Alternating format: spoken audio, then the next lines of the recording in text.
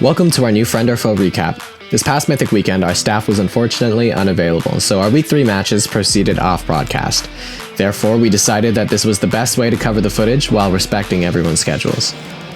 We started off the weekend with the currently undefeated Ugly Barnacles playing against SGR Reborn. The game started with a 5-man tub invade towards the top side, but it was easily spotted out by SGR Hapate, giving SGR access to gain vision of tub's bottom half. After 8 minutes of gameplay, first blood was drawn by Wutan with a nice ult flash away to take down Hapate's Jax.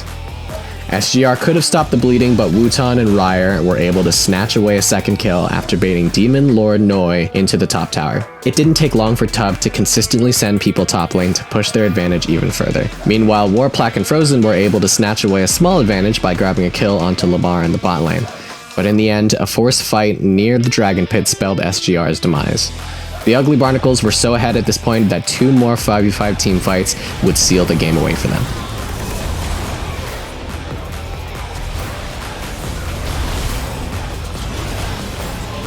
After a wonderful display of playing under pressure while pushing their advantage in the top lane, Wutan receives the Player of the Game award for our first game.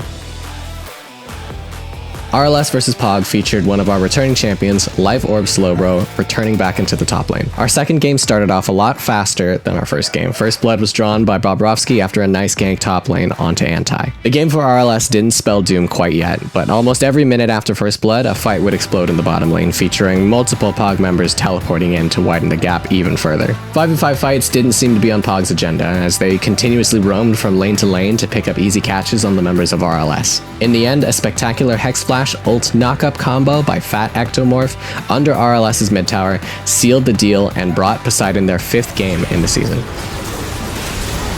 For overperforming in his role despite not competing in Friend or Foe in over 8 months, Life Orb Slowbro receives the Player of the Game award for our second game.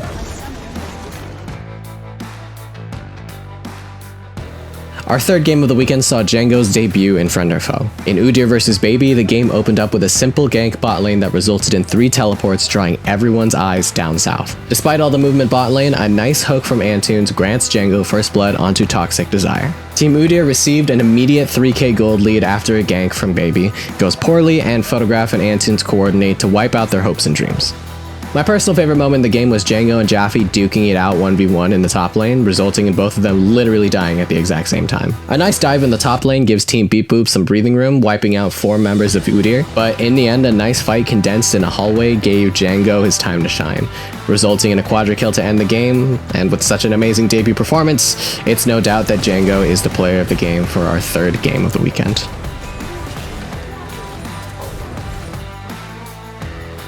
Our fourth game of the weekend, Ace vs HBK, featured the first ever Heimerdinger pick in Friend or Foe.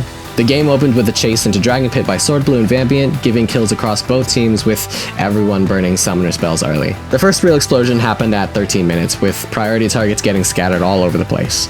In the end, it gave HBK a slight kill lead, which tends to repeat throughout the game, but despite that, Ace's individual prowess was able to grant them a good enough gold lead to keep trading fights, increasing their gold leads even more. Like no joke, the fights literally just kept coming with no clear winner until the 35-minute mark, where Burst Limit and Delete were able to catch HBK off guard with their ultimates, resulting in Ace's second win for the season. After multiple fights being turned due to great engages and better positioning, we decided to give Delete the Player of the Game award for our fourth game of the weekend.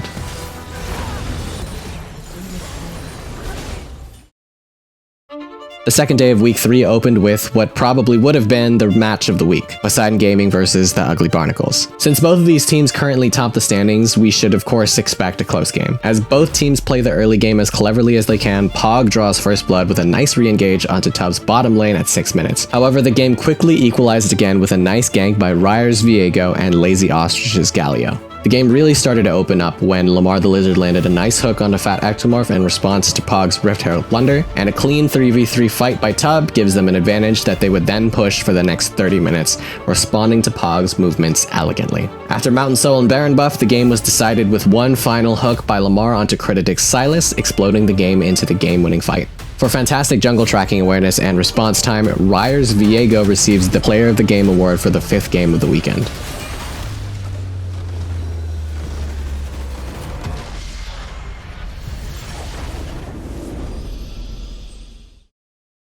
Our sixth game of the weekend was Team HBK versus Team Udyr, where Django seemed to carry his momentum as he and Soximus drew first blood with a counter gank in the top lane at 9 minutes. Banyobo and ProLuple did literally everything they could to bring their team back into the game, but the coordination of Team Udyr started to shine as they break open the map, with a nice dive by Soximus in the bottom lane leading to their first dragon. A bit of a blunder by Udyr gave HBK sole point on top of closing the gold gap, but in the end, it was just a matter of time until Udyr had enough items to wipe out the whole team at the 27-minute mark.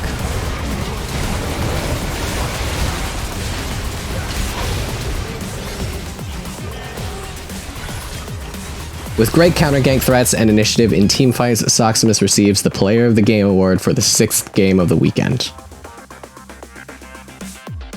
Our final game of week 3 was Ruby's Light Up Sketchers versus Team A-Click. The game opened up with the most thrilling chase for first blood on Jack Xander by Sword Blue. Overall, Ace displayed their individual skills by consistently outplaying their lane opponents, but RLS received their confidence back when anti-solo killed Burst Limit in the top lane. RLS would consistently catch out Ace members in the jungle using their team's coordination against Ace's solo queue style, keeping the game even for a really long time, all the way up to the 25-minute mark as Ace tried to shut them down. RLS kept throwing punches back, even if their nexus was immediately exposed.